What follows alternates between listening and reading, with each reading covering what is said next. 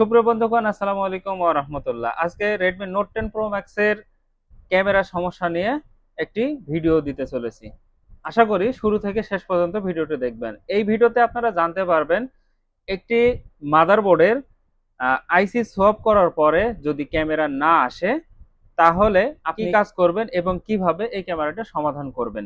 তো এটা হচ্ছে Redmi Note 10 Pro Max মডেলের একটি ফোন। এই ফোনটার সমস্যা হলো যদি আমরা ক্যামেরাটা অন করি, শুরুতেই ক্যামেরাটা অন হচ্ছে যে ফ্রন্ট ক্যামেরাটা। দেখুন আমি কেটে দিচ্ছি। কেটে দেওয়ার পরে এটাকে আমি ক্লিয়ার করে নিলাম। নেওয়ার পরে এটা অন করলাম। অন করার পরে শুরুতেই ক্যামেরাটা আসবে ফ্রন্ট ক্যামেরা। Front camera. এবার আমরা যখন ব্যাক ক্যামেরা দিব, ব্যাক ক্যামেরা দিলে দেখুন যে ব্যাক ক্যামেরাতে সাদা কালো আসছে। দেখছেন সাদা কালো। আর এখানে কোনো অপশন নেই। পোর্ট্রেটে যান, এরপরে ফটোতে যান। অর্থাৎ আপনার শুধু একটি ক্যামেরা কাজ করছে, পেছনের ক্যামেরা। এখানে এই যে ক্যামেরাটা আছে, এই ক্যামেরাটা কাজ করছে। আর বাকি তিনটা ক্যামেরা এখানে কাজ করছে না। এখানে এই ফোনটার যে কাজগুলো করা হয়েছে, আমরা কি করেছি যে এই ফোনের এই যে মাদারবোর্ডটা দেখছেন, এই মাদারবোর্ডের যে র্যাম সিপিইউ আছে, এই র্যাম সিপিইউটা আমরা এই মাদারবোর্ডে সোয়াপ করেছি।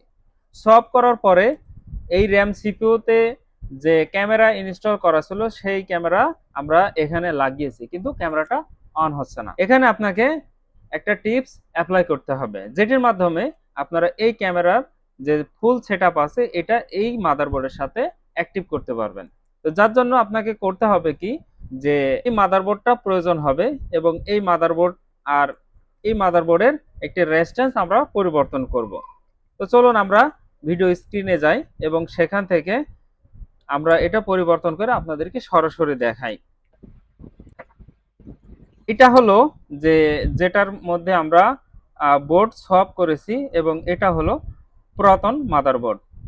তাই এই বোর্ড থেকে আমরা এই যে সেকশন আছে, এই যে সেকশনটা দেখছেন, এইখান থেকে একটা রেজিস্টার আমরা এই মাদারবোর্ডে ইনস্টল করব। এই রেজিস্টার আমরা অনেকেই চিনে থাকি, এইটাকে বলা হয় আরএসএ রেজিস্টার।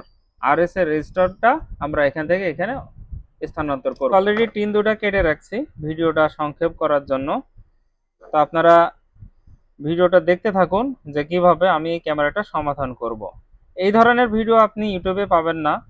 আশা করি আমাদের এই ভিডিও থেকে যারা মানে ক্যামেরায় সমস্যায় ভুগছেন বা ক্যামেরা ফিক্সড করতে পারেনি, তারা সলিউশন নিতে পারবেন।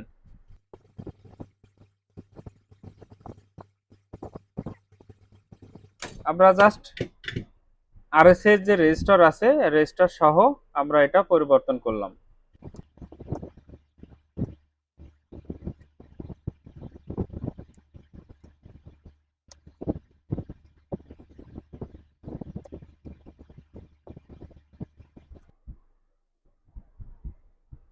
তো দেখুন আমরা এখন অন করার পরে দেখবো যে আমাদের ক্যামেরাটি ঠিক হয়েছে কিনা।